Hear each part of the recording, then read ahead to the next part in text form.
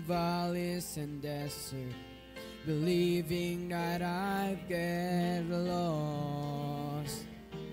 I stood at the foot of what felt like Mount Everest, knowing I had the strength for the climb. 'Cause through every trial, each test and temptation, one thing is sure every time. Over and over, again and again, God is faithful. Over and over, again and again, through it all, He's made me able to stand and survive, to come through alive when it sure looked like I couldn't win. But Jesus is with me, so I'll claim the victory over and over again.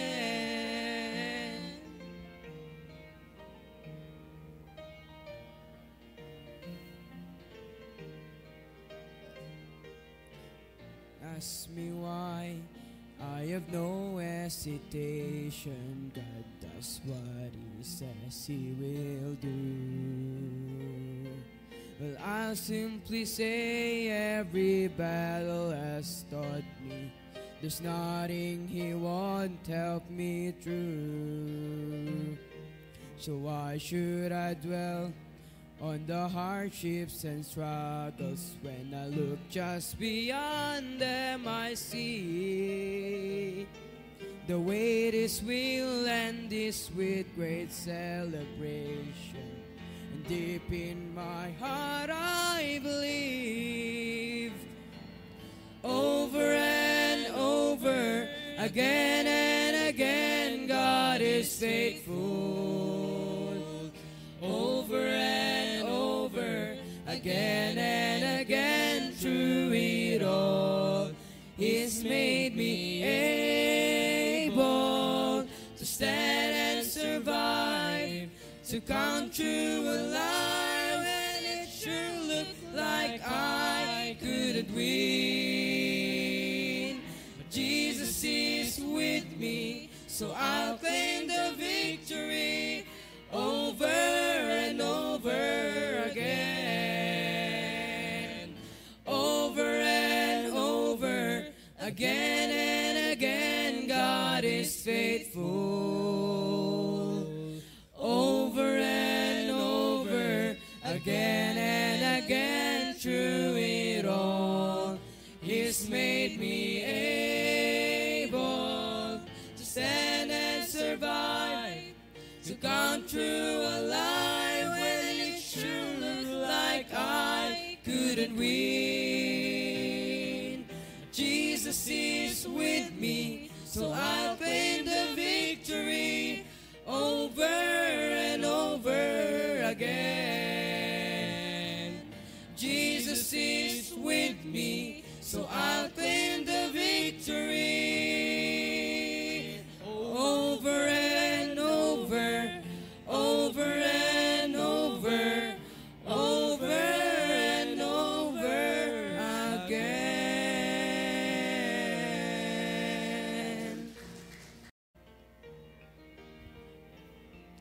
Yes.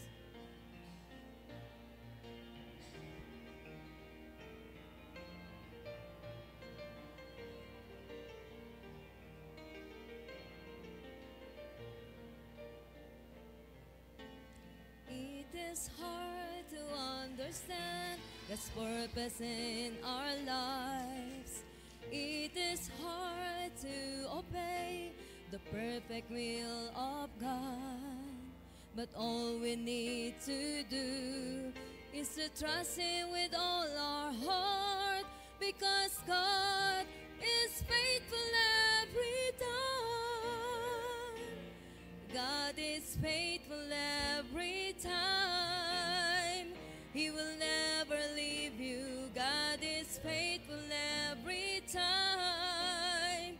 He will now protect you. All things are come with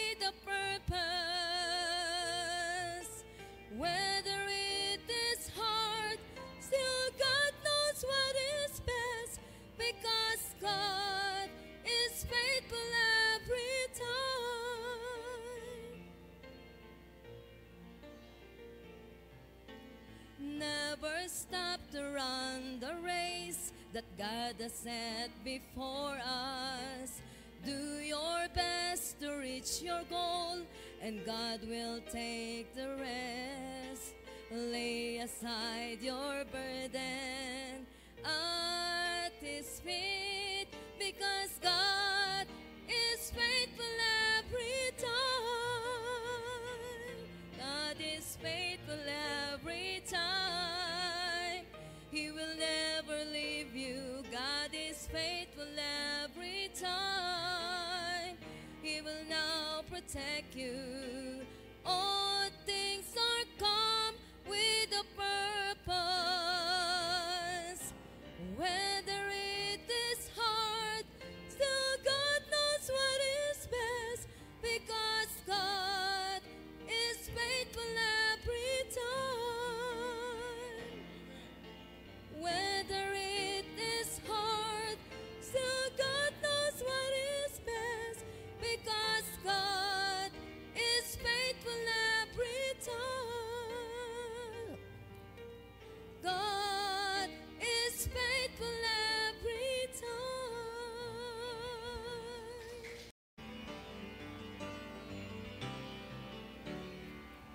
Lately I've been through some testing and trials. Felt like a detour that went on for miles. But standing here now looking back, I can say, Lord, I'm thankful. Some storms I thought I would never survive, but here I am feeling so strong and alive. The darkness is past and the morning is bright, and I'm thankful. Lord, I'm thankful like David after Goliath, like Paul and Silas after the jail. I'm thankful like Daniel after the lions. Lord, I'm thankful. Thankful like Noah back on dry ground. Thankful like Lazarus finally on wood. Every beat of my heart wants to pound. I'm thankful, Lord, I'm thankful.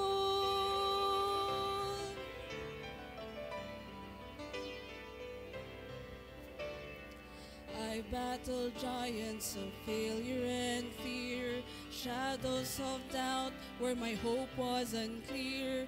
But all along, Lord, you were hovering near, and I'm thankful. All the seas of my past were a thundering roar that echoed the guilt that I could not ignore. But it's nailed to a cross, and I hear it no more, and I'm thankful. Lord, I'm thankful like David after Goliath, like Paul and Silas after the jail. I'm thankful like Daniel after the lions. Lord, I'm thankful. Thankful like Noah back on dry ground. Thankful like Lazarus finally on wood. Every beat of my heart wants to pound. I'm thankful, Lord, I'm thankful. Thankful like Noah back on dry ground. Thankful like Lazarus finally on wood. Every beat of my heart wants to pound. I'm thankful, Lord, I'm thankful. I'm thankful, Lord, I'm thankful.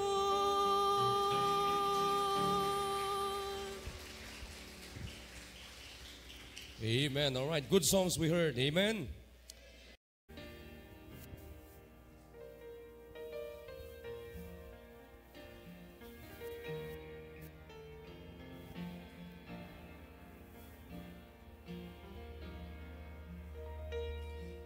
When the hurt goes deeper than the deepest place your heart has ever known, when you're standing in your darkest trial and it seems you're standing all alone, when the tears fall down like bitter rain and you're wondering if the sun will shine again.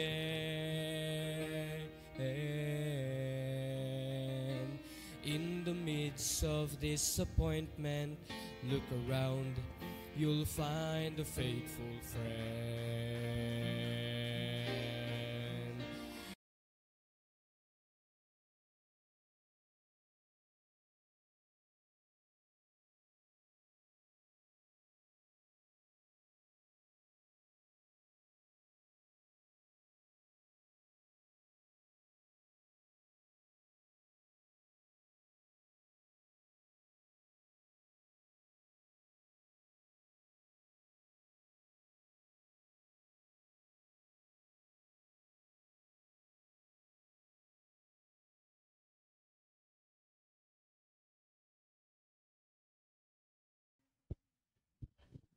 Amen. Naimbag nga morning kakabsat. Naimbag nga Thursday morning kakabsat. And salamat sa Panginoon at ginising muli tayo sa umagang ito. At good morning po sa mga nasa mga kasamahan ko dito sa studio at sa mga nasa Google Meet, ganun din sa mga nasa Facebook Live. At Ma'am Virgie, bati ka muna sa mga gusto mong batiin. Yan, good morning po sa ating lahat, sa mga viewers and sa mga naka-Google Meet ngayon. At sa lahat ng mga working, yan, Google Meet po tayo mga working. Morning. Ay, mga kasama natin. Oh. Hello po, magandang umaga po sa ating lahat. Enjoy po natin ang pakikinig ng salita ng Diyos. Okay, good morning po sa ating lahat. At salamat. Good morning po sa mga FB Live na nanonood, kayo po sa mga nasa Google Meet. Enjoy po natin ang pakikinig po ng salita ng Diyos. Amen. Sir Mark, baka gusto mo rin bumati. Ay, mamaya na lang daw po. Yan sa mga kasabahan naman po natin na nandiyan po sa Google Meet. At paalala lang po yung laging sinasabi ni Pastor regarding sa mga nasa Google Meet. Kapag nasa Google Meet po kayo, mas maganda po na naka-open cam. Yan, kaya nga po Google Meet, di po ba? Yan, kaya unahin po natin si Ma'am Geraldine. Magandang gabi po dyan sa inyo. Baka gusto niyo pong bumati? Ay, baka medyo... Ma'am Sabel, baka may gusto kang batiin. Nagsusuklay pa. Yun.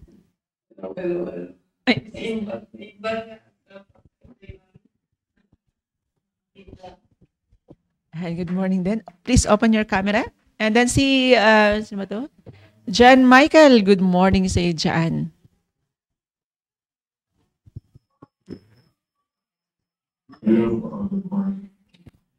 And good morning. Yan, at ganun din po sa mga ulitin ko po yung mga sa Google Meet, mas maganda po na hanggang sa matapos po yung hanggang matapos po yung devotion po natin ay naka-open po yung camera po ninyo. Yan. So, yan, Sir Philip, good morning din sa iyo. Nasaan ka ba? Sa ibang bansa din? Baka may gusto kang batiin. Good morning. Huwag kang magli-leave Baka, yan, naunahan ka na. Ay, yung mga nagkakape dyan, pwede nyo rin kaming padalhan. Pwede rin nyo kaming padalhan. Christian Bible Baptist Church, Pine Tree Street. May nagkakape rin po kami. And anyways, yan sa mga nasa Google Meet po, yan po ha. Hanggang sa matapos po, maganda po na naka-open po yung camera po natin. At hanggang matapos ay huwag po tayong magli-leave. Yan, tapusin po natin yung devotion. Huwag po tayong matakot na tayo ay tatanungin. Wala namang mali sa isasagot ninyo. Brother Philip? And so mga nasa Facebook Live naman po, batiin po natin. Yan ang nakasama po natin. Andyan po sila Sir Gilbert Hofer. Good morning po. Ma'am Mayra Salarson. And kay Sir Digno. And baka po may lechon dyan para sa mga balikatan delegates. Yan kay Sir Asherto. Good morning po. And Ma'am Joyce, good morning din po sa inyo. And kay Ma'am Rachel Geralde. And so may nakikita ba kayo na hindi ko nakikita? Ha? And so yun pa lang po yung nasa Google Meet, nasa Facebook Live. Yan. At sa mga nasa Facebook Live na hindi po kayo nag-comment, hindi po namin kayo nabate, pero kayo po ay nanonood, good morning pa rin po sa inyo. At sama-sama po tayo na makikinig, mag-aaral ng salita ng Diyos ngayong umagang ito. At alam po natin, hindi po lingid sa ating kaalaman na meron tayong activity para sa mga kabataan, sa mga bata. Hindi pa sila mga kabataan. Mga bata pa itong mga kasi ano sila 7 to 12. And Sir Mark, ano yung pinakamatanda na And pinakamatanda na nasa delegate natin? 12. Okay. And so yung pinakabata na delegate natin ay 5 years old at yung pinakamatanda ay 12. Yan. So ang mga bata pa sila, no? Mga bata pa sila. And wala pang teenager dyan Yan. So yung mga ano pa lang, yung mga leaders nila, yung teenager dyan. Okay. Yan. So alam po natin na meron tayong ongoing na activity para sa kanila. Yan. Ongoing na training para sa mga bata. Yan. So kaya yung lesson po natin ngayon, pansamantala muna nating itigil yung sa soul winning and discipleship. Yan, kaya ngayong umagang ito, makakatulong po kami para ang bawat isa ay maintindihan po natin yung kahalagahan. Okay, maingay dyan. Maintindihan po natin yung kahalagahan, kagandahan ng training na bata pa lang ay natuturuan na yung mga bata. Yan, so makita natin, yung mga naka-attend ng service kagabi, nakita niyo po sila, nakita niyo mga bata na tinuturuan po natin. At makikita natin na hindi po sayang yung para sa mga nagbigay, hindi po sayang yung ibinigay po ninyo. Sa mga nagtuturo, hindi sayang yung pagtuturo ninyo. Okay, maingay dyan. Narinig kayo dito. So dito po tayo sa Proverbs. Proverbs chapter 22 verse 6 and a very familiar verse. Sabi po dito, train up a child in the way he should go, and when he is old, he will not depart from it. Yan. So, napakaganda po yung sinasabi po dito sa Book of Proverbs.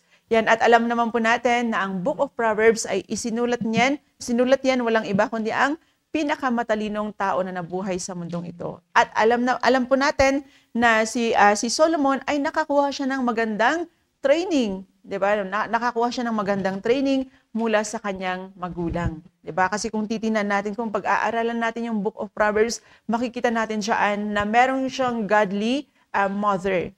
Yan, meron siyang godly mother at meron siyang godly father. Diyan pa lang sa mga advices sa kanya, di ba? Yan lagi ina-address sa kanya, my son, my son, my son. Ano yung paalala lagi kay Solomon? And diyan makikita natin na kapag nakita natin si Solomon, malalaman natin na siya ay pinalaki, tinuruan ng kanyang magulang. Yan, so, and sabi po diyan, sa binasa po natin, train up a child. Yan. So, yung word na train po dyan, yan. So, lagi pong inaano yan sa atin, no? Laging binabanggit yan sa atin. Alam ko na nabanggit na rin ni Pastor sa atin yan Yan. Yung word na train, ibig sabihin po niyan is to initiate. Ibig sabihin po ng initiate is to start or to begin. Yan. So, sabi po dyan, hindi lang po to initiate, yan, to discipline. Okay? Ibig sabihin po ng discipline is to train, to obey rules, or a code of behavior using punishment to correct disobedience. Yan. So, yung word na binanggit ko kanina na to initiate, yan. So, kailan natin, ibig sabihin to initiate kasi is to start. Yan. So, sabi ng Bible, start. Yan, a child. Child pa lang, di ba? Yan, bata pa lang. Ibig sabihin, bata pa lang, we should start teaching them. Di ba? Yan. So, teaching them. Yan. So, ano po yung ituturo natin sa kanila? Yan. Ano man yung ituturo natin sa kanila? Yung makaka-mold sila. Yan. More spiritually. Yan. So, hindi lang sila mamomold spiritual, pero yung kanilang physical din. Diba? Kaya nga dito sa Balikatan, yan, lahat itinuturo sa kanila. Yan, lahat itinuturo. Yan, sa mga bata, hindi lang spiritual, lahat itinuturo dito. Yan, ganun din sa social. Di ba? Yan, socially, yan, tinuturuan din sila dito. Yan, kaya ako po personally, naka-experience ako ng Balikatan. Yan, pero mas lamang itong mga bata kasi bata pa lang sila. Meron na silang training. And ako kasi, yung nagbalikatan ako, nasa 17. Nasa 17 pa lang ako. Nasa 17 na ako. Nasa 17 years old na ako. So, medyo marami na ang naituro sa akin ang sanlibutan, di ba? And marami nang nakuha mula sa sanlibutan. Yan, kaya medyo pero napakaganda nitong mga batang ito. Imagine yung 5 years old, wala pang masyadong turo ng sanlibutan dyan sa 5 years old na yan, di ba? So just imagine na sasamantalihin natin na habang wala pang naituro masyado ang sanlibutan sa kanila, and yung ituturo natin sa kanila, yung unang makukuha nila ay yung training na nagmumula sa salita ng Diyos. Di ba? Yan, so sabi siya, train up a child. Yan, so start, bata pa lang, kailan tayo mag-start na magturo sa isang tao? Yan, so hindi kung kailan, hindi natin sasabihin na, kapag may isip na yan. Hindi, sabi ng Bible, bata pa lang. Child pa lang tuturuan natin siya. And then, yung isang meaning din ng train is to discipline. Then, sabi ko kanina, to train to obey. Yan, using punishment to correct disobedience. Yan, kaya nga dito sa balikatan, bakit merong punishment? And punishment para malaman nila na mali sila. Di ba? Yan, kaya bakit may palo? Pero wala pa namang napalo dito. So, okay, mag-alala sa mga parents. Baka natatakot kayo. Baka paluin yung anak ko doon. Wala pa namang pong palo. Yung punishment pa nila dito, exercise. Ganun po. Di ba? Makakatulong din sa kanila. Pero hindi actually punishment yun eh. Di ba? Yan, so, kaya merong ganun. And para malaman nila na mali yung ginawa din niya. And isipin natin na hindi pa kaya may punishment, hindi to para mapahirapan yung mga mga delegates natin, but then para makorek po sila. And kaya meron pong punishment. At uulitin ko yung punishment naman po dito, yan exercise naman po yung pinapagawa sa kanila. Diba? And kaya minsan kasi iniisip natin, bata pa lang yan. Diba? Yan, kapag lagi nating iniisip yun na, bata pa lang yan, hindi tayo makakapagturo ng next generation. Yan, kasi hanggang kailan natin iisipin na, bata pa lang yan. Diba? And so nung nung first night, yung first night nila na nakita ko yung bata na naiiyak na siya sa gulay. Naiiyak siya sa gulay, tapos parang nag-guilty ako sa shucks, parang nadamihan ko ata yung gulay. And pero iniisip ko, hindi, gulay pa lang yan, di ba? Kung gulay pa lang, hindi niya kaya. Paano na yung mga mas mahirap na situation na mararanasan niya sa buhay? Di ba? Gulay pa lang yan. Yan. Kaya sabi ko, hindi dapat ako maawa sa batang ito. Hindi ko dapat iisipin na, bata pa kasi. Parang gusto kong bawiin yung ibinigay ko madaming gulay eh. Yan, kaya sabi ko, hindi, kaya na ito, dapat maturuan siya. Yan, sabi nga ni Pastor Murphy, nasanay kasi, spoiled kasi. O di ba? Kung walang tayong training na ganun, di mananatili sila sa ganung kalagayan. Kawawa naman sila. O anong klase ng generation yung papalit sa atin? Di ba? Aminin natin o hindi, magpa-fade. And tatanda at lilipas din yung sabi nung singer, di ba? Yung papalit sa atin. Di ba? Anong generation yung papalit sa atin? Kung ngayong bata pa lang sila, ay hindi na natin sila ititrain. Yan. So, in the way he should go. Yan. So, kung ano yung gusto nating maging yung isang bata pa lang, ituro na natin sa kanya. Diba? And sabi diyan sa kasunod na phrase, and he will not depart from it. Yan. So, kung ano yung itinuro natin sa bata, noong bata pa siya, yan, matatandaan niya, madadala niyan hanggang sa kanyang pagtanda. Diba? And so, kung tatanungin ko ang bawat isa sa atin dito, maaring meron tayong masasabi na training sa atin ng ating mga magulang na nakatulong yan sa atin para maging maayos tayo. At dala-dala natin yan hanggang ngayong malaki na tayo. And, may natatandaan ka bang training ng magulang mo na dala-dala mo hanggang ngayon at nakatulong sa'yo? Oo naman. Sa akin, 9 years old ako, natutong magluto. Yeah, nagluluto na ako 9 years old, nagluluto na ako ng pagkain at naglalaban na ako ng damit ko. Wow. Ayun, yung naalala ko. Oh. Kasi wala namang gagawa. Ako lang. Di ba, bata pa lang tinuturuan natin yung bata na mag-survive. And paano kung worst come to worst at ikaw na lang ang mag-isang naiwan? Di ba? Kaya nga dito sa mga bata, tinuturuan natin silang kumain ng gulay. Di ba? Maingay kayo. May demerit kayo. Isang saway ko pa ha. Yan. Kaya, napakaganda na bata pa lang sila. Ituro na natin. Di ba? Kaya yung tinutunan, alam mo, dumating yung panahon na ang makakain mo na lang to survive ay gulay.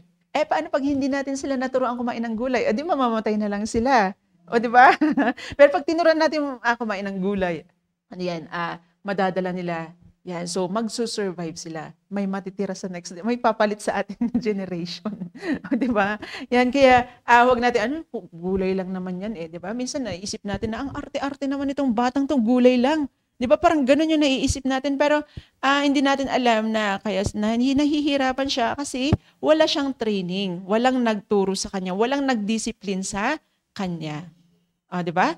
Yan, kaya naalala ko ng mga bata tayo, di ba? Pag nagkukwentuhan tayo, pare-parehas tayo ng kwento nung bata ako, pinapatulog ako, pinapalo pa kami. O, di ba?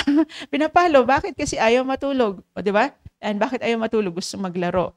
O, di ba? Yan, kaya napakaganda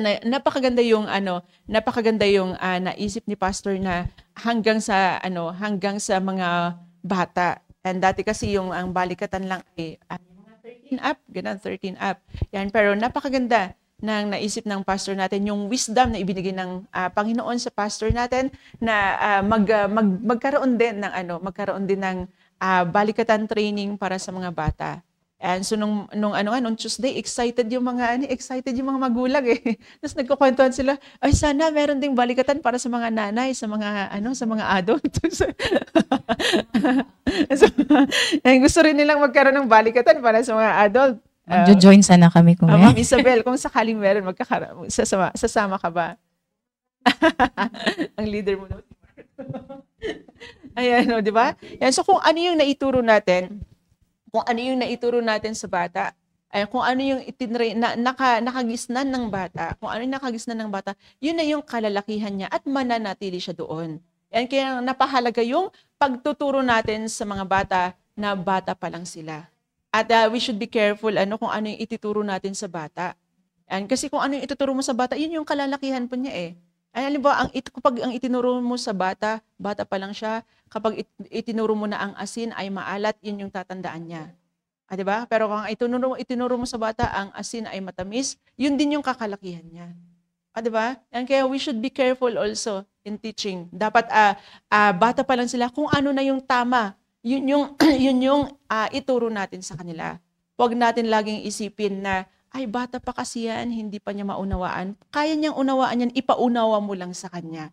Di ba? Yan, nadideceive tayo dyan sa katagang yan Di ba? Halos karamihan, ganun yung natin yung natin na pag nakita natin yung bata, bata pa lang kasi yan. Huwag natin masyadong anuhin. O, di ba? Yan, so, paano natin sila matitrain? Yan, kapag hindi natin sila na-train, merong ibang magtitrain sa kanila. O, kagaya na lang ng cellphone, o natatrain na sila ng cellphone. 'Di ba? Yan, kaya ano po yung result, ano po yung magandang mangyayari kapag naturuan nating i-train yung mga bata. Yan, so unang-una po made-develop nila yung good habits. 'Di ba? Kaya nga dito sa balikatan, umaga pa lang simula pagkagising hanggang sa pagtulog, yan tinuturuan na sila. And para ma-develop nila yung good habits. Diba? O ano tinuturo sa kanila dito, umaga pa lang, pagkagising, anong gagawin? Yan, magpa-pray. And then, anong pagkatapos nito, pagkatapos ganyan, diba? Simula pagkagising hanggang sa pagtulog, alam na ng bata yung kanyang gagawin. Diba? And kasi kung hindi natin sila tuturuan, magsa-cellphone lang yan maghapon. And kaya nga dito, walang cellphone. Kasi tinuturo natin sila kung ano dapat yung pamumuhay nila, paggising pa lang hanggang sa pagtulog. O, diba? And bagamat 7 days, 6 days lang, pero hindi natin alam na si 6 days na yan, na ganun lagi yung ginagawa nila, and hanggang makasanayan na nila yan. And okay? Yan, so matutulungan natin sila and to develop good habits. Yan, so, and kasama na dito yung respeto. Diba? Tinuturuan silang mag-sidestep. And bakit sila nag-sidestep? It's a sign of respect. Diba? Yan. So, yung completing the task. Yan kasi mga bata ngayon, inutusan mo, inumpisahan, hindi tinapos. Diba? Yan kahapon, naglinis sila dito, nagmap sila dito. nakilala nila yung map. Ay, ito pala yung map. May ibang bata dyan, baka hindi pa nila alam yung walis. Di ba? Dito sa balikatan, nakilala nila yung walis. Ay, ito pala yung walis at ganito pala yung pagwawalis. Di ba? Minsan nakaalam natin, aminin natin o hindi sa tahanan, and minsan hindi natin na ituturo yan. Naalala ko nga yung kasama ko dati, na sabi niya, nagsasabi siya sa akin na hindi ko alam yung mga gawaing yan, and hindi ako masyadong marunong sa pagluluto. Just imagine, 20 years plus na siya, 20 plus na siya, tapos hindi siya marunong sa ganun. And then sabi niya sa akin kasi, ang sabi kasi ng magulang ko sa akin, okay lang na basta ang aatupagin ko lang yung pag-aaral ko. O diba? And sabi niya, basta i-maintain ko lang na honor student ako sa school. And sila na yung bahala sa gawaing bahay. And kaya parang sabi niya, parang hindi ko alam kung sisisihin ko yung magulang ko eh. So, hindi ko alam kung sisisihin ko yung magulang ko kasi yung ganun nila ako pinalaki. Sabi niya ganun. Yan, mahalaga yung training. At napaganda na mag-uumpisa dapat yan sa loob ng tahanan. Pero sabi ko, napaganda yung wisdom na ibinigay ng Panginoon sa pastor natin na meron tayo dito sa church. Yan, di ba? Yan, bata pa lang sila, natuturuan natin sila ng ganun. At sa pagkakaroon ng malasakit. Yan, kasi sa balikatan, ilan kayo, di ba? And ilan kayo dyan sa isang grupo? Sa isang grupo dito, merong 10. And so ako personally, natuto din ako sa balikatan na matuto kang magkaroon ng pakialam sa kasama mo. Then matuto kang pakisamahan yung kasama mo. Di ba? Alam mo yun, yung magkabody kayo tapos magkaiba kayo ng personality. And Ma'am Ruby, may naranasan mo ba yun sa balikatan? Diba? And alam mo yung yung okay lang sana kung medyo magka-age kayo or magkaano kayo ng age, 'di ba? Kasi medyo magkakasundo kayo eh. Pero yung ang ng age gap ninyo, 'di ba? Tapos ikaw yung mahinhin, tapos siya maligalig, ito. Matututo ka kung paano pakikisamahan 'yon. Di ba, bata pa lang. So marami talaga silang matututunan. Ano yun, yung matututunan dito sa balikatan. Yan, mga good habits. Yan. So hindi lang po yun. And mabibuild din po yung kanilang mga skills. Yan. Kasi bawat bata, meron tayong God-given talent. Merong skill na binigay ng Panginoon sa atin. At minsan, alam nyo ba na sa balikatan, marami tayong nadidiscover ng mga talented na mga bata eh. 'Di ba? Ito palang batang ito, yan, maganda pala yung boses niya. Pero dito nga sa balikatan nakikita natin na marami palang artista. Mga artista. Joke lang yun. Mga artista kasi mga sa gulay, mga artista sila, 'di ba? Pero sa balikatan makikita natin na meron silang special skills. Marunong pala ito sa ganito, sa arts. Marunong pala sa music itong batang to. Na minsan, hindi nila nadidevelop dahil siguro nahihiya. Parang ako lang yun may talent ako pero nahiya ako. Tuloy na.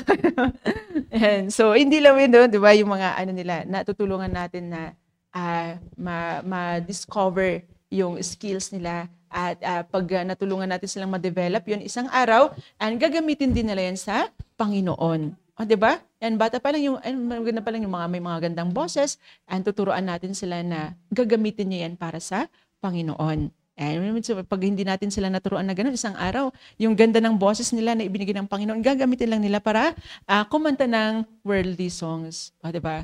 Yan. So, pero kung dito sila sa balikatan, tutulungan natin sila na ma-develop yan isang araw, gagamitin sila ng Panginoon. Yung talent na ibinigay sa kanilang Panginoon, gagamitin din nila para yan sa Panginoon. Yan. So, so hindi lang po yan yung matututunan nila, kundi marami pa. Yan. So, mga gawain dito sa bahay. Mga gawain sa loob ng bahay. Yan, itinuturo yan mapababae, mapalalaki. Yan kasi yung thinking na yung yung mindset natin na ang gawaing bahay para lang yan sa mga babae. Ang pagluluto para lang yan sa babae, hindi po. Yan, so kaya nga sila tinuturuan both, 'di ba? Yan, lalaki at babae tinuturuan sila. Yan kaya bagamat napakaiksi lang yung napakaiksi yung 6 days na training nila. Yan, pero hindi natin alam in 6 days na yan, yung ituro pa lang natin sila sa kanila na paggising nila sa umaga, magpo-pray, kahit yun lang yung matandaan nila. Bagamat maraming mga itinuturo dito sa balikatan, yan, kung yun man lang yung uuwi sila, yun lang man yung nakuha nila, at least panalo na tayo doon. 'Di ba? Yan kaya mga members, yung mga ibinigay ninyo, mga maaring iba sa inyo, ay meron kayong isinacrifice para makapagbigay kayo sa balikatan. Yan, so wag po na makikita natin na hindi po sayang. Ano po? Hindi po sayang yung ibinigay po natin. Hindi po sayang yung sa mga nagluluto. Yan, hindi sayang yung puyat. Hindi sayang yung puyat, 'di ba? Hindi sayang yung pagod. Yan dahil minomold natin yung mga bata for their better. Yan, 'di ba? Yan, isang araw matatandaan nila na merong nag-train sa kanila. And hindi man natin agad makikita yung result.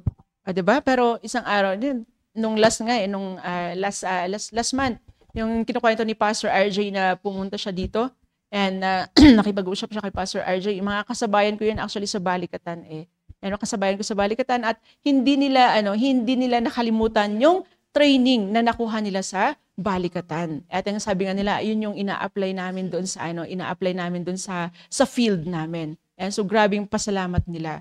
Yan, so kaya hindi natin pwedeng tuldukan na parang wala lang naman yan sa bata. Ganun, di ba? Hindi natin pwedeng tuldukan. And sabi nga ng Bible, yung salita ng Diyos na ibigay natin sa kanila, hindi yan babalik na void. Yan, meron at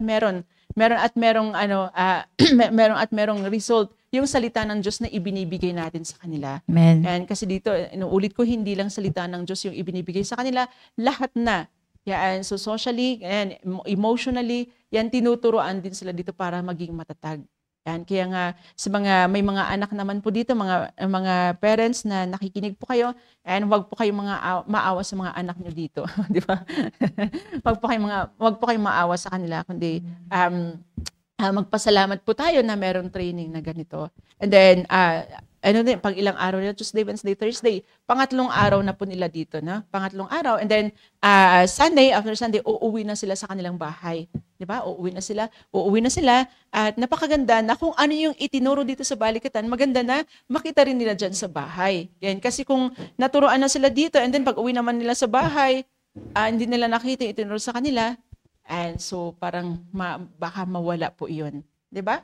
Yan, pero naalala ko yung mga ibang mga mothers kasi pag galing yung mga anak sa balikatan, sige, matulog ka kasi alam ko puyat na po. Sana all no may nagsabi ng ganun pagkatapos Dapat ng balikatan. pala parents din. Alam kong napupuyat kayo, kulang kayo sa tulog. Sige, matulog ka. Alam kong puro gulay kayo doon. Anong gusto mong pagkain? Anong gusto mong ulam? Di ba ganun? And so, dapat ituloy natin yung training na nakuha nila dito. Yan, dahil yung training, yung sabi ni Pastor Hill, ang sabi po niya, your discipline today will make your tomorrow easy. And yan, di ba? Kaya tinitrain natin yung mga bata ngayon, dinidisiplina natin sila, yan, para maging madali na lang sa kanila yung susunod na kabanata ng kanilang buhay. Di ba? Yan, so naalala ko minsan sabi nung nasa balikatan pa kami, sabi nung isang kagrupo ko, Ma'am, bakit kasi tayo pinapakain ng ampalaya? Bakit kasi tayo pinapakain ng ampalaya? Sabi ko, syempre, masanay ka sa kapaitan sa buhay. Ano mang pait dumating sa'yo, kung ampalaya pa lang nakaya mo yung pait, makakaya mo rin yung pait na darating sa buhay mo. Ganun na lang yan. And kaya, mga parents, yan. So, salamat sa Panginoon na yung iba ipinagkatiwala ninyo yung anak niyo dito. At yun nga, okay, mag-alala dahil natuturoan po sila dito. And after 3 days, uuwi sila dyan. And ang pakiusap naman po ay ituloy po ninyo yung training na naumpisahan po dito. Yun po. And Ma'am Virgie. Ayan, thank you Ma'am Genida. And alam ko si Sir John Michael di ba, nakasali yan sa balikatan. Ayun. At nakaka-relate din sa topic. And although kahapon ako na-inform ni Ma'am Genida about sa topic yan regarding discipline. Kaya ginawa ko na lang siyang general. And doon sa in connection doon sa sabi ni Ma'am Genida dito sa Proverbs chapter 22 verse 6 na train up a child in the way he should go. Ayun. And when he is old, he will not depart from it. Kaya yung training na tinuturo dito, hindi lang ito pansamantala. 'Di ba? Not only hindi lang siya for kids. Ito is pag lumaki na sila, pag naging adult na sila, 'di ba? Hindi nila makakalimutan. And lalong-lalo na yung biblical discipline. Kaya 'yun yung pinaka-target. Yan. Kung bakit magtataka siguro yung iba, bakit kailangan, 'di ba? Kaya tayo may ganito na klaseng discipline. Yan. So na-integrate talaga yung biblical discipline. Kasi iba yung disiplina sa labas, iba yung parang normal lang na disiplina sa labas. Pero iba yung yung biblical discipline na tinuturo po dito. Kaya in the way he should go when he is old, he will not depart from it. So sa spiritual aspect ng isang bata, mahalaga yung yung bata nga pa lang sila nadidisiplina na, 'di ba? Halimbawa, yung hindi lang sa pagkain, kundi sa spiritual aspect nila, syempre, andyan yung gumigising sila ng maaga para mag-devotion, 'di ba? 'Yun yung unang-una nilang ginagawa dito ngayon. Ayan. So, iko-connect ko din lang sa para syempre lahat naman tayo, para hindi lang sa mga bata kundi lahat tayo. Ayan, makaka-relate. And yung outcome kasi ng disiplina sa bata is mahalaga. Yung kung paano pagdating ng panahon na lumaki sila, yun, nakaya na nila, 'di ba? Yung naiintindihan na nila. Yan, kung bakit kinailangan silang disiplinahin. Ayan, so alam ko nga marami sa atin nakaka-relate na bakit tayo pinapalo ng bata, bakit tayo, 'di ba, pinapagalitan, bakit tayo kailangang patulugin o kaya kung ano-ano yung mga tinuro. Kaya kasi talagang part 'yan, pero how much more, 'di ba, dito sa atin na biblical ang disiplina. Ayun, so hindi lang basta-basta pinapalo. 'Di ba, na hindi kasi pati pagpalo sa bata, pati yung although walang palo dito sa balikatan, pero makikita natin, 'di ba, yung pag-train sa bata kasama na yung pagpalo, 'di ba? Pero yung tinuturo ng Bible is very biblical din, yung the way natin paluin yung bata, 'di ba? Para maging mas informed pa tayo kung paano, kailan natin dapat paluin, kailan natin dapat sila, 'di ba, pagsabihan. Tayong mga adults naman, para alam natin kung paano sila i-deal, 'di ba? Kaya yung binabanggit ni Ma'am Ginida kanina. Ayun, so hindi lang naman, kahit na mga singles pa, syempre may mga pamangkin, may mga naman tayo, 'di ba? Kamag-anak tayo ng mga bata. So although hindi lang 'yan, kundi in a general sense, yung disiplina mismo. Yung alam naman natin na biblical ang pagdidisiplina. So hindi pwede sa isang anak ng Diyos na walang disiplina, 'di ba? Kaya hindi kasi pwedeng alisin 'yun. Kaya habang bata pa, kailangan talagang andun na, i-grab na yung opportunity to train them. Yun. So ang galing ng program, 'di ba, ng church natin, na tayo lang yung napag-uusapan, or tayo lang yung nagkakaroon ng yung dinidiin talaga dito yung disiplina. Ayun, and yan ang privilege natin. Kasi sa mga magiging magulang, 'di ba? Alam niyo na kung paano niyo i-prepare, 'di ba, yung mga magiging anak ninyo.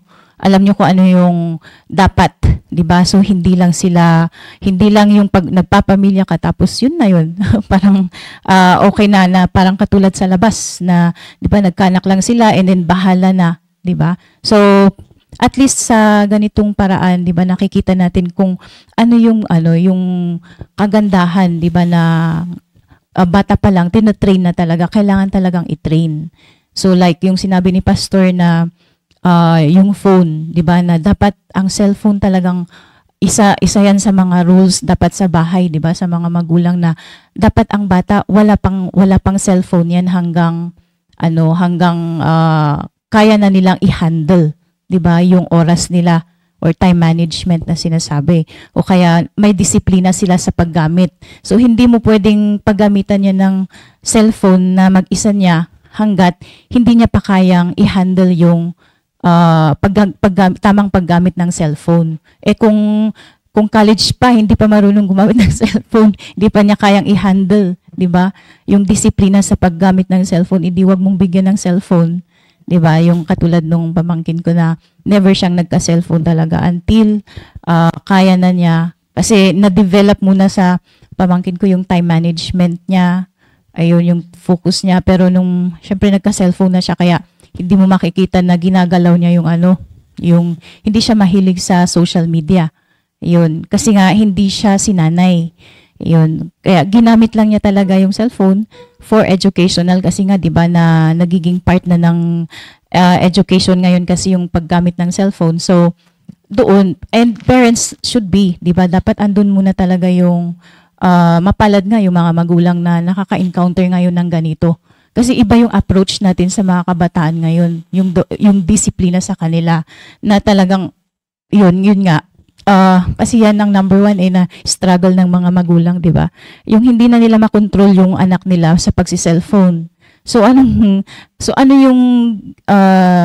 yung tinuturo ng Bible yan regarding that is syempre alangan naman na alam mo aware ka na nga sa sinasabi dito na to train up a child tapos hindi mo pa din ginagawa, di ba? Kung no cellphone. 'Di ba? Yung rules is rules, parang ganun. So magsiset ka talaga sa bahay niyo ng standard. Kung paano talaga, 'di ba, mamuhay yung mga kabataan. Kasi magsisimula talagang disiplina sa bahay, sa magulang.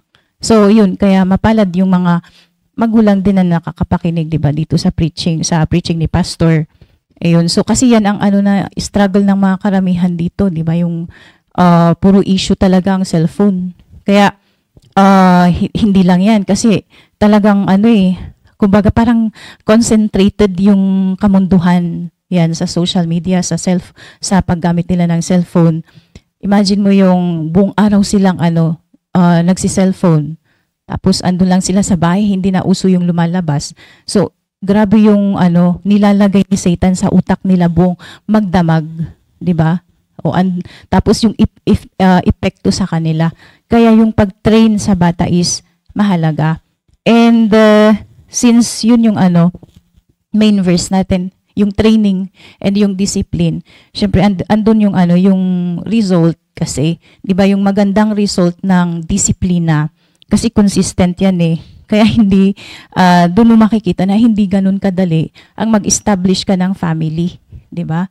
Kapag gusto mo talaga or pinagpe-pray mo talaga yung godly family, andyan yung parents mismo, yung disiplina mismo ng parents kung paano mo palalakihin yung anak mo. So from 2 years old, yung ganun-ganun, ano yung gagawin mo, ano yung mga steps, 'di ba, para sa 2 years old, yung mga training ng pang 2 years old. Ano naman yung mga training pang, 'di ba, so step by step. And paano mo ngayon, syempre mahirap yan sa magulang kasi tututukan mo talaga.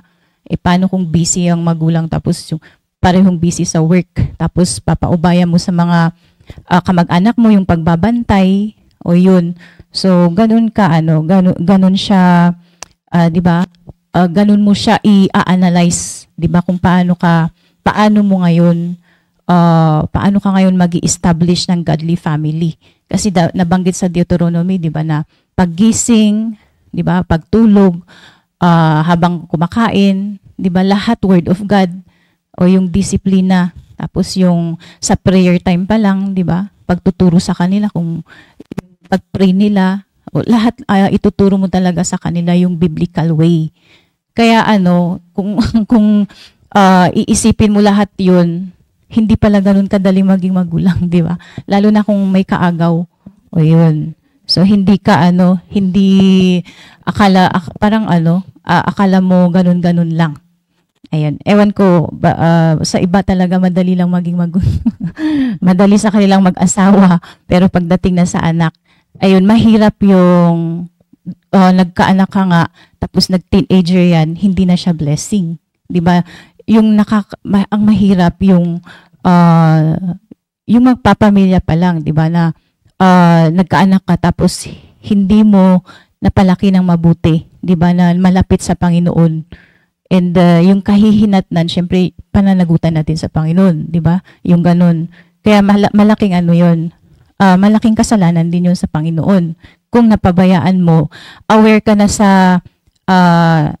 sa instruction ng Bible, aware ka sa mga preachings, yun, sa mga napakinggan mo, tapos hindi mo sinabuhay, hindi mo ginawa, 'di ba? Tapos yung magiging outcome is ungodly, nakapag-produce ka ng ungodly, 'di ba, na anak. So na lang, 'di ba, yung niya.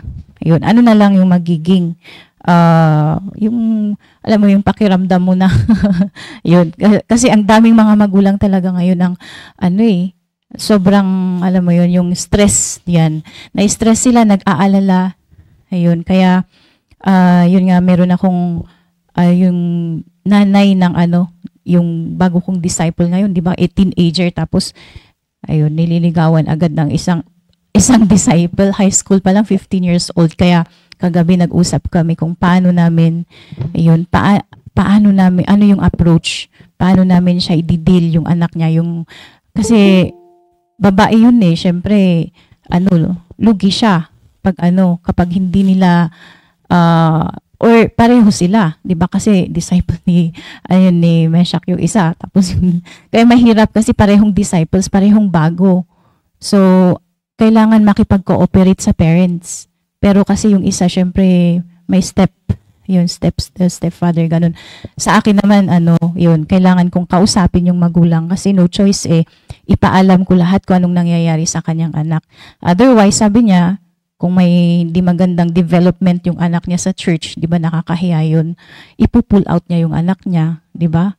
So hindi na niya papupuntahin sa simbahan kasi kung dito naman siya napahamak, ganun ka risky, 'di ba? Hindi rin ganun kadaling mag-disciple, lalo na pag mga teenagers kasi talagang sa akin din yan, mag-aalala din ako kaya sobrang protective din ako dun sa disciple ko na yun. Pero ayun nga, kailangan mag-ingat. Yan, kailangan babantayan mo talaga siya at makikiusap ka sa mga kasamahan mo, 'di ba, na kailangan din nilang makipag-cooperate sa pagsusupervise sa kanya kasi hindi mo naman laging nakikita. Ayun, kaya tsaka yung makikipag-usap sa kanya. Ayan, ganun ka-sensitive ang mga kabataan ngayon. So, yung magandang result, 'di ba, ng disiplina kasi. Kaya kapag sila ay nasimulan mula sa pagkabata kasi mula 5 years old tapos dapat yung halimbawa yung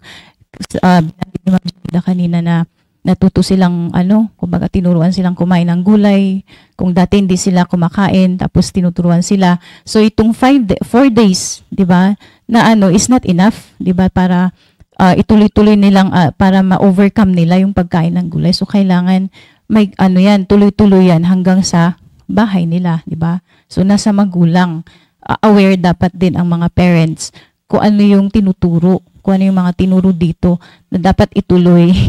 So magiging itutuloy ng magulang, 'di ba, yung responsibilidad kung ano yung tinuro dito na nasimulan, kailangan ganun na din pagdating nila sa bahay nila. Otherwise, syempre pag naputol yan, o di balik sila sa dati, ganun. Kaya kailangan talaga andun yung cooperation ng parents. Sa China, ganun Yun. Siyempre, mga estudyante ko, mga Chinese, magkukwento sila at kasi doon, government at saka government teachers at parents doon sa China. So, yung nagko-cooperate. Kasi nga communist sila, di ba? Yan. Pero yung discipline talaga sa anak nila, mananagot ang magulang sa gobyerno pag nag-fail sila na palakihin yung anak nilang disiplinado. So ganun yun, kaya meron pang magulang na kaya takot yung mga anak na mag-violate ng rules. Kasi connected yung government, parents at saka yung teacher. Kaya ang malaking responsibilidad dyan, yung burden dyan na sa parents. Hindi sila pwedeng mag-fail sa pagdidisiplina ng anak nila. Otherwise, kumbaga merong hindi ko alam kung may punishment ang government sa kanila or something. Pero laging lahat sila sa China talagang kailangan laging number 1 yung anak nila sa klase. Paano na lang, hindi naman pwedeng lahat is number 1 sa classroom. Pero grabe yung kung titingnan nyo yung disiplina doon, sobrang pressure sa mga bata pagdating sa academics. Hanggang 10 o'clock sila ng gabi sa school. Ayun, yung mga high schoolers. And yung mga bata naman na walang magagawa yung mga bata, talagang yung parents kailangan maging mahigpit sila sa kanilang anak. Ayun, meron pa nga yung parents na sabi, kung hindi ka mag-aaral na mabuti or kung hindi ka magta-top 1, yung ganun. Sa China is meron yung magpapakamatay ako, yung ganun. So, iti-threat niya talaga yung umaabot sa ganun yung disiplinahan sa China. Pero tingnan nyo yung 'di ba? Yung kumbaga kung sino pa yung mga ungodly, unsaved, di ba? Eh di mas maigin, mas mabuti na sa ating mga anak ng Diyos nakikita talaga yung disiplina para makita nila, alam mo yung maipakita sa iba na ganito pala dapat ang pagiging isang Kristiyano, di ba? Yung pag lumaki sila, nakikita yung yung result. Ayan. So magre-reflect yung natin. Magre-reflect yung pakikita, yung dealing natin within the family. Ayan, pagdating sa mga anak, kung paano sila lumalaki, the way mahalaga din yun kung paano sila nakikipag-usap sa iba, yung communication nila, yung pakikitungo nila sa iba. Nagre-reflect lahat yan. Di ba? Kaya, ganun kasi syempre karamihan sa parents, hindi naman laging wala, o kaya busy kasi sa trabaho.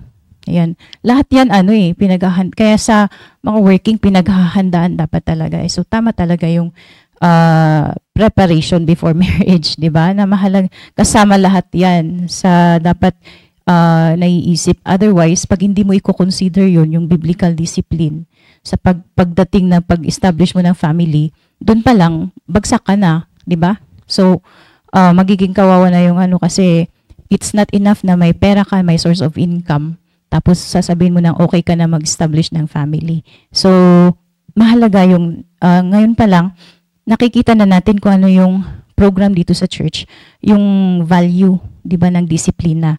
Kasi yung sa amin din, sa PSS, tinuro din yung, actually 2, 3, or 2 lang yung points ko dito. Number 1 is yung perseverance, di ba? Magkakaroon ng perseverance ang isang bata. Pag lumaki, kung diyan tuloy-tuloy or consistent yung disiplina sa kanya, 'di ba? Kapag dito sa ibasa ko lang sa 2 Timothy. Kasi kayang Timothy tinuruan din, bata lang naman si Timothy nung naging na siya, 'di ba, na in-encourage ni Paul. Pero makita natin yung disiplina sa kanya, 'di ba? So dito sa 2 Timothy chapter 2 verse 3. Ayun, yung metaphor na hinalintulad ang disiplina sa isang soldier, 'di ba? Na sabi niya, thou therefore endure hardness as a good soldier of Jesus Christ. Na dapat yan yung result. Kung ano yung tinuturo ngayon sa mga kabataan, dapat paglaki nila, dapat ganyan yung makikita. Supposed to be, pero by God's grace, 'di ba, na dapat ganun. So sa mga parents, dapat ganun, 'di ba? Yung mindset natin na syempre sinali ko na yung anak ko sa balikatan, dapat time will come na they will endure hardness, they will become a good soldier of Jesus Christ. Kasi andun yun, 'di ba, diyan pa lang nakikita na natin yung disiplina.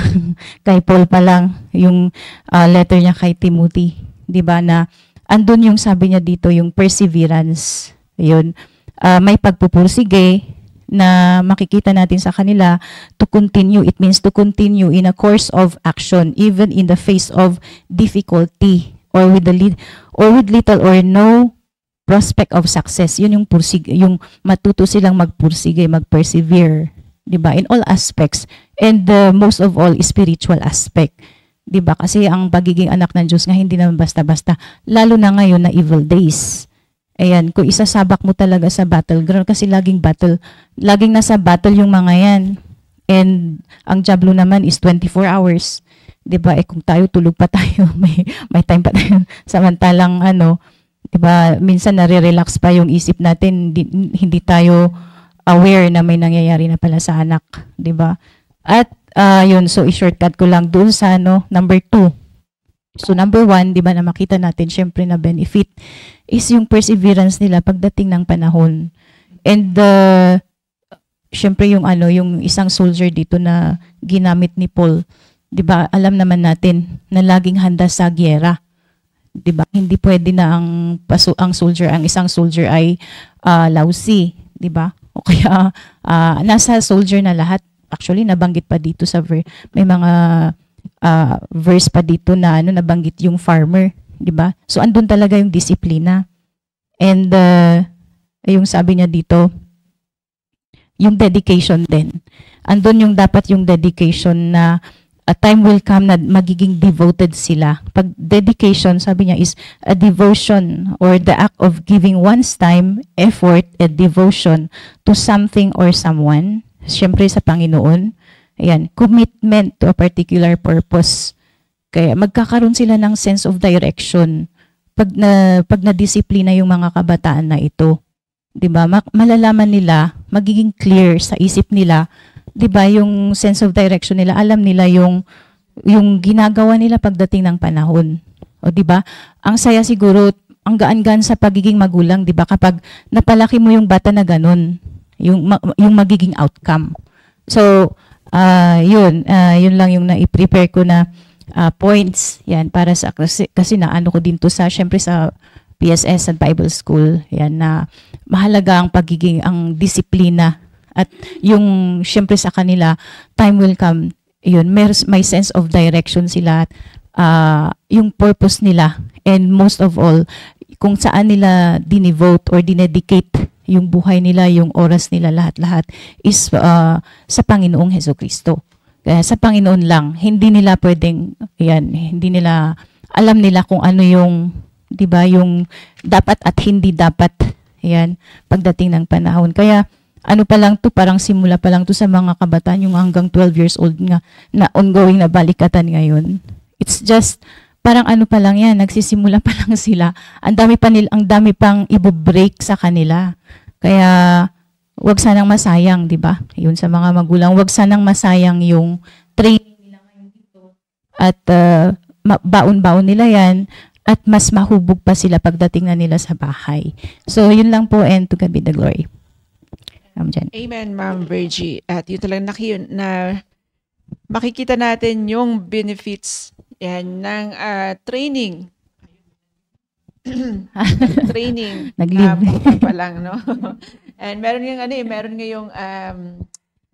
yung kasabihan ng mga kasundaluhan na sabi niya na the more you sweat in training, the less you bleed in battle. O, di ba? Kaya huwag tayong maawa sa mga bata na nasa training. Isipin natin yan, nasa training sila. Huwag nating isipin na bata pa sila.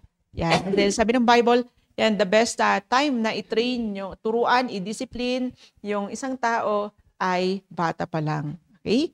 Yan. So, tanungin naman po natin yung mga kasamahan po natin dito kung ano po yung masasabi nila. And knowing that Sister Robbie May ay kagagaling din lang po sa balikatan.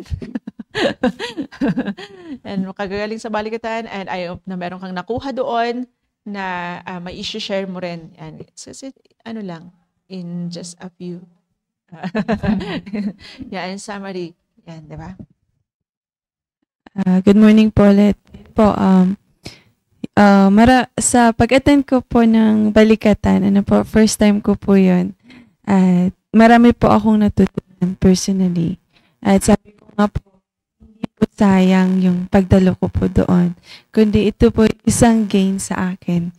Kasi kahit na, yun nga po sabi ni Ma'am Janida, alam niyo po, minsan, habang nakikinig po ako, sabi ko, sana bata pa lang ako, napakinggan ko na ang mga ganitong mga turo, kasi 27 na ako, ako yung pinakamatanda.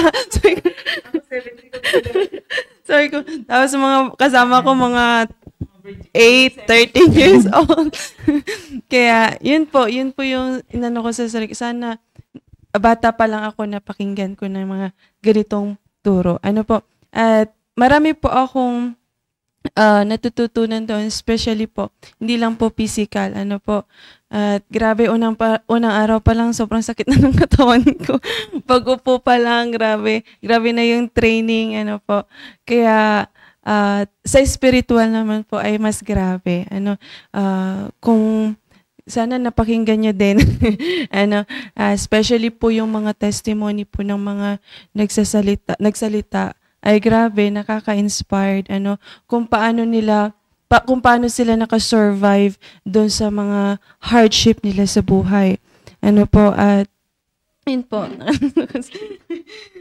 Marami po natutunan doon. Isa pong natutunan ko doon ay kung paano po survive. Ano po kasi yung theme po is commit to survive. Ano po? Syempre, ang kailangan po natin is perseverance, determination para po mag-survive. Sabi po nung isang preacher or speaker, ano po, ay huwag kang matakot kung meron kang Panginoon. Ano po? Sabi niya, magpatuloy ka lang. Ano po? Keep on believing. Ano po sa Panginoon. Sabi po ni Pastor Hill din ay, don't mind the rest if you want to bring out the best. Ano po? So, wag mo isipin yung pahinga-pahinga ba? Ang isipin mo kung ano yung, ano pa yung best na lalabas na para sa'yo. Kasi minsan, ako po sa akin, sabi ko, ay, babae kasi ako ba? Mahina, ganun. Pero meron pa palang mas best para sa'yo. Ano po? At doon ko din po nakita kung ano po yung purpose talaga ng Panginoon sa buhay ko. Kaya gusto ko pong pasalamatan yung mga nag-encourage sa akin, nag-push sa akin na sumama. Ano po, sila po yung number 1 supporter ko, comforter, encourager. Ano po, silang tatlo. Ano po, kaya salamat ano po. At isa po din na, isa din po ano sa akin, tumatak talaga. At ito po isang naging commitment ko sa Panginoon. Ano po, na sabi niya po doon, nawala ata. Wait lang. Sige, sabi niya po doon, build your future and don't trade your future for temporary pleasure. Ano po? So, yun po yung isang tumatak sa akin. Ano nga po? Yun nga po yung sabi ko. Kasi meron po isang nagsalita doon about untimely relationship. Ano po? So, sabi ko po, kung nung bata pa lang po ako noon, ay napakinggan ko na po yun. At na-apply ko po sa sarili ko. Ano po? At hindi lagi emosyon yung pinapairal. Ano po? Ay, yun po. kaya ngayon po naiintindihan ko sila kung bakit umabot sila sa ganitong edad.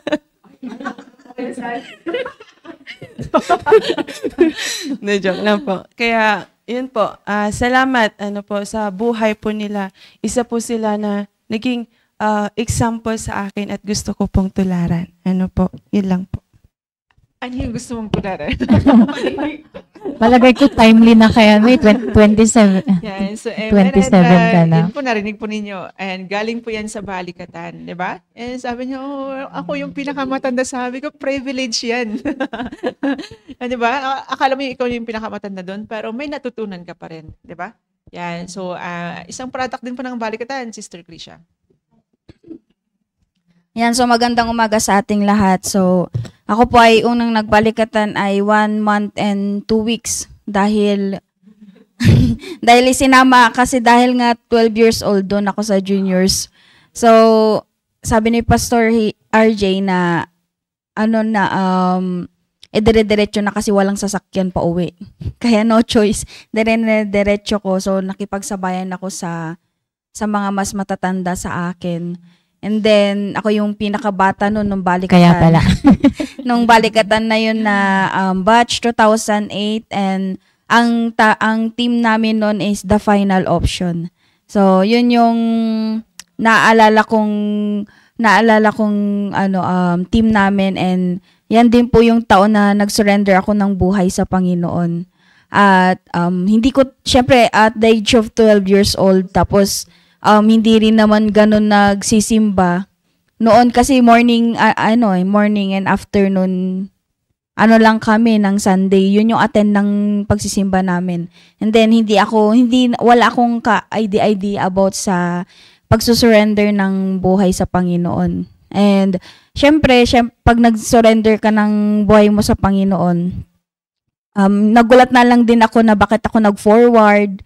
Nakita ko kasi yung kapatid kong bunso na nag-forward. Sabi ko, ano kaya yun? Yung pinupunta nila dun sa pulpito. Na yun eh, tapos na ng balikatan. Tapos nag-forward din ako, tapos umiiyak ako, pero hindi ko alam ba't ako umiiyak.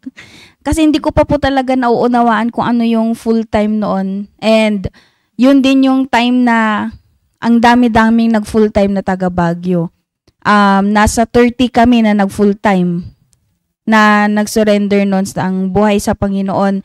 At yun yung time din na, hindi kasi pag nag full-time sa galing sa ibang lugar, ka naka-church. Pero ang gagawin kasi kapag nag full-time, dun sa CSI ang ang pag i-stay. Kaya yun, ewan ko, bakit ako nag full-time din. At yun yung, as in talaga, wala akong ka-idea. Kasi 12 years old pa lang ako. Noon panahon kasi na noon, yung 12 years old, medyo nene pa. Ngayon kasi, may jowa na ang 12 years old.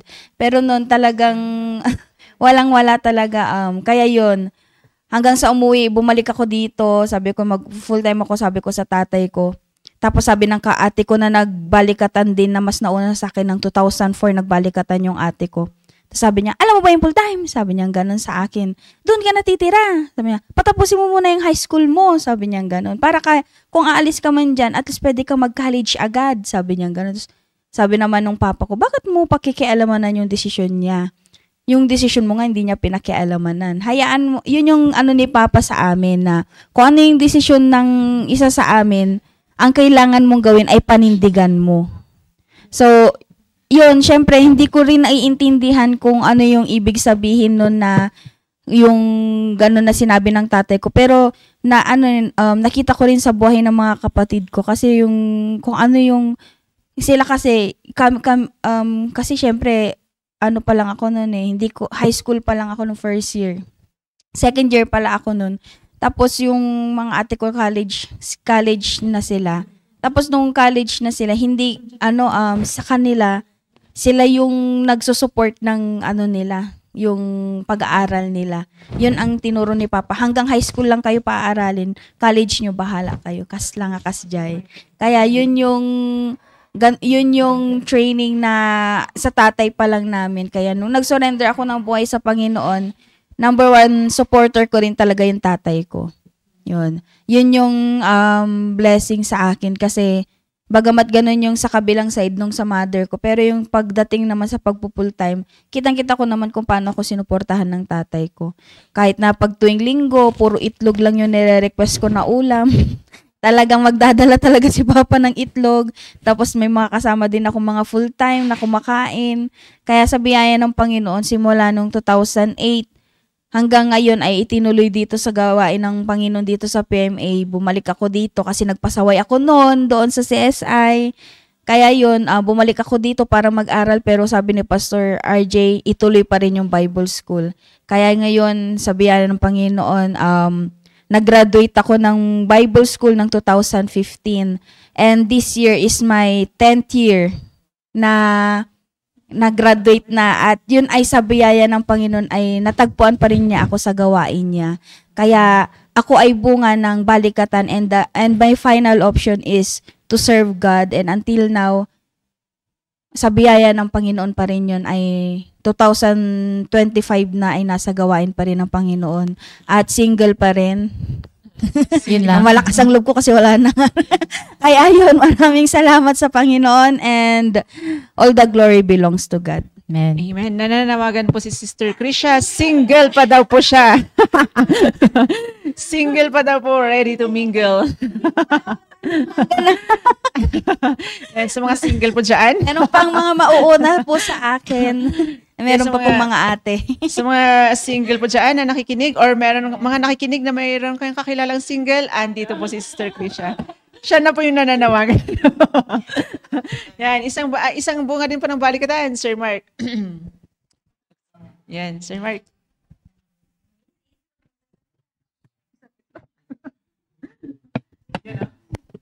Sound check. Ayan, good morning po sa ating pong lahat. Ako rin nagpapasalamat sa Panginoon sa devotion din ako rin po naging bunga ng balikatan din po sa CSI noong 2006. Yan. Ako po ay na-join po sa balikatan. Ako po ay 15 years old. Yan. Ako po ay naging bunga ng balikatan din hanggang sa nagsuko ng buhay sa Panginoon. Nag-commit na mag full time doon sa CSI and then hanggang dito. Ako po is nagsulod din ng buhay dito. So, yun yung pinapasalamatan ko sa Panginoon na kung saan meron tayong itong programa para sa mga kabataan. So, yun lamang po. Amen, Sir Mark. Yan. So, isang delegate na, isang bunga din ng balikatan, Sir John Michael, pero iniwan tayo. Mag-share sana Iniwan tayo ni John Michael, pero isa din po siya na bunga ng balikatan. And so, Ma'am Sabel, ano lang po yung masasabi po ninyo? Bunga ka din ba ng balikatan? Ito naman po ay magiging delegate ng balikatan, adult balikatan. Ako ang mag-produce ng sasali sa balikatan. Wow! Kailangan na kasama. Produce. Joke lang. Good morning. Good morning again. Maganda nga po na habang bata pa ay may nagte-train sa atin para may baon-baon sila na sa pagtanda nila. Kaya maganda yung ano natin na may balikatan sa mga bata. Yun lamang, and to God be the glory. Ayun, thank you Ma'am Isabel na sa mga susunod na may na-produce ka na delegate. And sabi po ni Ma'am Flor po dito ay isa pang kailangan sa disiplina ay determination. Tama? Determination, dedication, and committed. And especially consistency po. Yan. So dito po meron tayong mga dedicated, committed, na mga staff na mag-train sa kanila. And then, yung sinasabi namin kanina, hopefully, pag uwi pa nila sa bahay, kung ano po yung naumpisang itinuro dito, and yun din po yung madadatnan nila sa bahay. Yan, sa words ni, pag colloquial pa natin, huwag nating bibihin ang pagkagaling nila sa balikatan. Okay?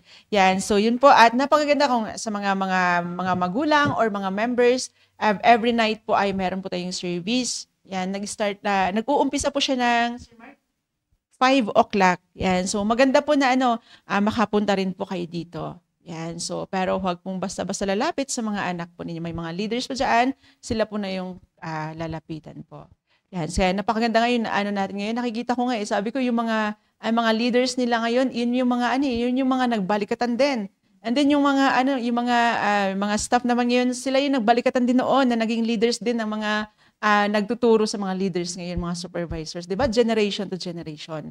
Yan, 'di ba? Kung naturuan natin yung mga nasa 5 to 12 ngayon, sila naman po yung next na magli-lead in the future hanggang pasa-pasa na, 'di ba? Yan, so in that ay nape-prepare natin yung next generation po natin. And so yun po, nagtatapos yung ating devotion at wag po natin kakalimutan, and sa mga magulang din po, wag po kayo mag-alala, nakarinig po kayo mula sa nakaranas mismo ng balikatan. Kaya wag po kayo mag-alala sa mga anak po ninyo na nandito po sa balikatan. Okay? Yan, so yun po, wag po natin kakalimutan. Sabi ko nga, Pastor Hill once said, your decision today will make your tomorrow easy. Yan po yung iniiwan po namin sa bawat isa po. And Sister Krisha, bukasan mo tayo sa panalangin. Okay,